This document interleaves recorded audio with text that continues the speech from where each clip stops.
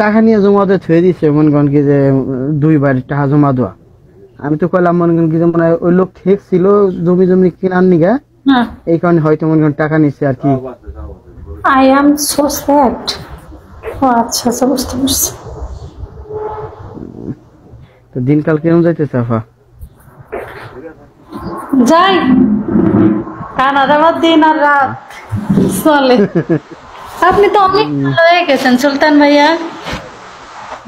আগে তো মনে করেন কি যে যেখানে কাজ করতাম না, কোম্পানি বন্ধ করে দিছে, এখন অন্য জায়গায় কাজ করি। এখন তো রোদ, এই দেশে প্রচুর রোদ, তো আবার অন্য কোম্পানিতে তানাজুল হয়েছি, মানে কপাল হয়েছি।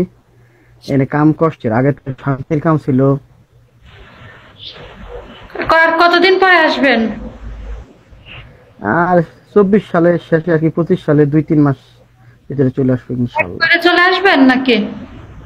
হ্যাঁ, একবারই। হ্যাঁ, ভালো। জি, আচ্ছা। বাড়িতে মাও কয় একবারে চলে আসেন যায়, পপিও কবা লাগছে। এখন মনে করি যে বাড়িতে যাই একবারে সংসারই করব।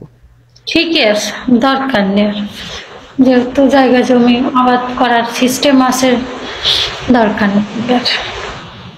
ওই যে আব্বা কলা লাগাইছে 2-3 বিঘা, ওই মনে করেন কি যে উড়াইয়া গাছ লাগাবো, আর 14-15টা গরু কিনে বাস আল্লাহ বাঁচিয়ে রাখলে।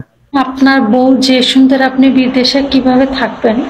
সুমন মিয়া, কে যাদের বউ সুন্দর না, যাদের বউ সুন্দর তারা মনে হয় বিদেশ থাকতেছে না।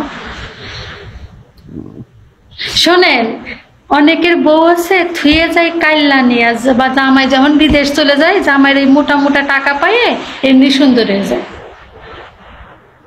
ঠিক আছে না সুলতান ভাই? এরকম কতজন আছে না? হ্যাঁ,